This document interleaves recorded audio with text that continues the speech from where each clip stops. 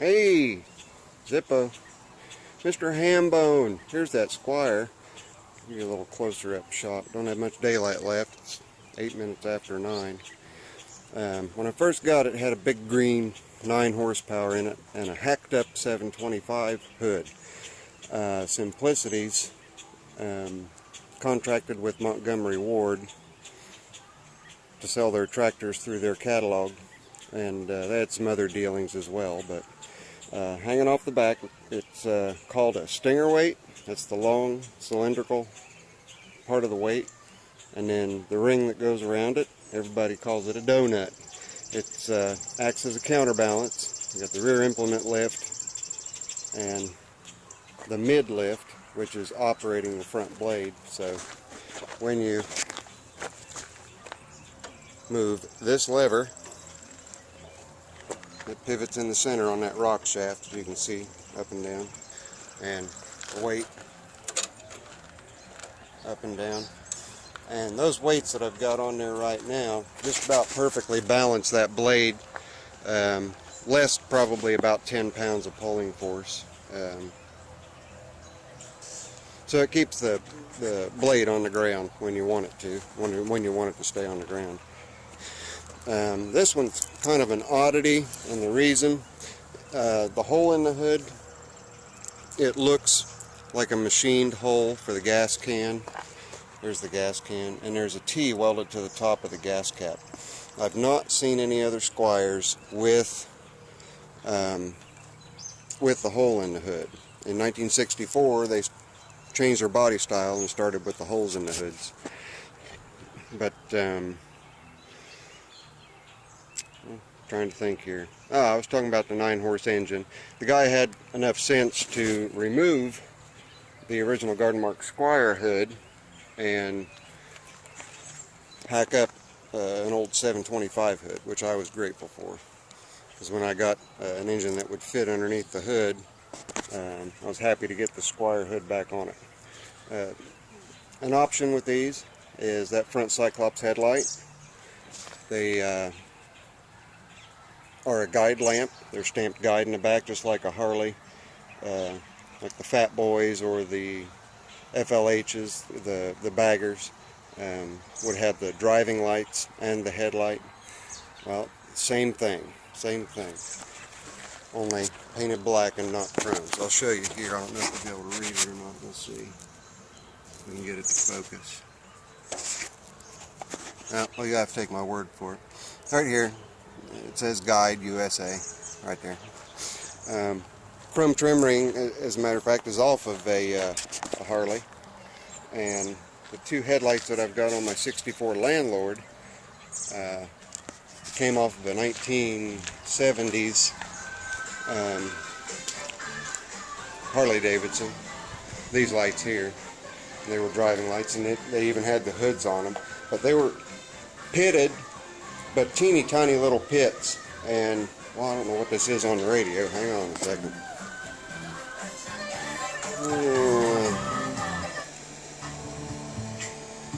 Nope. There we go.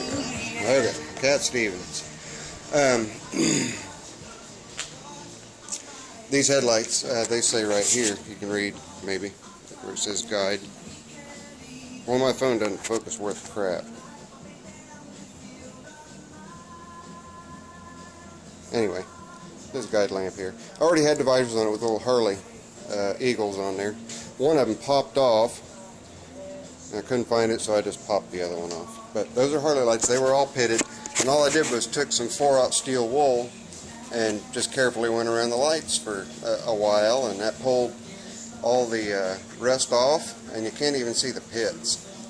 That is a factory stock headlight bar for these old Simplicities, but it's been chromed. I don't know if it was chromed at the factory or if it was chromed after by an individual, but it's a real thick, heavy, hard chrome on there, so I can only speculate that at some point in time, before they changed the body style and went to a different type of light mounting system, that they had a special edition of some sort that had that chrome light bar on it. But There's the old landlord. Took her out and rode her around for a little bit today, just to keep the juices flowing. Anyway, back out to the Squire. Got burned up 5 minutes just jibber-jabbering. Notice the hubcaps, and these are recessed. I've got a video on how to alter a 10-inch hubcap to work with the 12-inch wheels. You check that out. I just like the way they sink into the fender well, or into the wheel well, instead of coming all the way out to the surface like the front ones do. But anyway, these are equipped with front, mid, and rear PTOs. There's like over 50 implements altogether that they can operate. Some are simplicity made, some are farmed out. This particular Garden Mark Squire's got the short steering column. So the short steering column denotes it is pre-1962, I believe. 1962, 1961. So it could be as early as a 58, or excuse me, as early as a 59, or as late as a 61. So within those 3 years.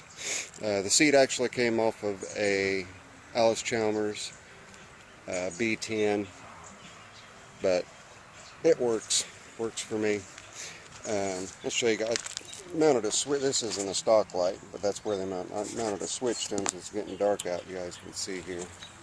They throw off a horde of light, tons of light. My buddy Chris found a nice grill for me. Actually, he found it for himself, then realized it wouldn't fit his B1. So, but we got lucky and found him a nice grill anyway. But he went ahead and gave me that grill. It's in pretty good shape. That would be the same type of mesh material that'd be on the brothers to the Garden Mark Squire, the 700 and 725 Simplicities. That's a Harley Davidson Screaming Eagle muffler with a stock Briggs muffler inside. There you go. We'll turn the light on a little bit. See it? Fit in there like a glove. But 3 power takeoff points. You've got the front, it's got that white cover on it there. Runs snowblower, weed cutters, things of that nature. Center PTO is right here, and there's the activation lever. That'll run a mowing deck and a sickle bar mower. And look under here. It's just 3 speeds forward, 1 speed reverse. A high-low unit was available for them. I don't think as early as this tractor is that they were for this, but they later on came in, and you can use them on these. They'll work on these. But I may be wrong. They may already have had them. So don't quote me on that. I don't know every little bit of information about these guys. And the backlight, and I didn't want to put any holes in anywhere, so right there, that's an existing hole, and there's my backlight. So you can see the side of the truck. They throw pretty good. They're 55 watt guide lamps. The light bulb in this one is actually a triangle G. I don't know if you'll be able to see that triangle or not. Probably not, but anyway, it's right there. Triangle G for guide lamp. That'd be a correct lamp for all these guys. I've got me a little class 1 hitch mounted there. I've got a ball. I put it on. Pull my little yard waste trailer around that's bigger than the Simplicity yard cart, so I can haul a lot more before having to empty it up. Another thing that I have not seen any of, not to say they don't exist, I've just not seen any, is the amp meter on these older machines. The amp meter that was on it was inoperable. I took it out, put another one in that I knew was good, but when I took it out, the original paint, the edges inside, the edges of the hole had paint in them. So I can only assume again that it was a optional item, just like the hole in the hood, just optional. So, but Mr. Hambone, don't know what else to tell you or show you about it.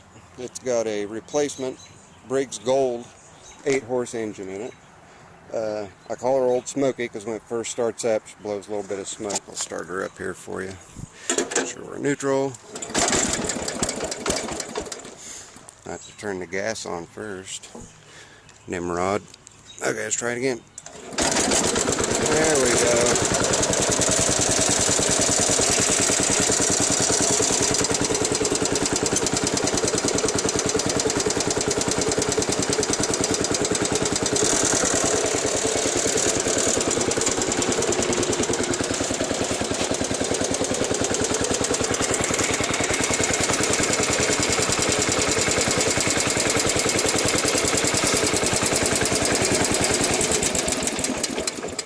They use a Delco starter generator, and I worked at Delco in the starter and alternator division in Anderson, Indiana for a number of years. So I did a number of, oh Lord, probably 8,000 or 10,000 remanufactures on a reman line for these starter generators and for the newer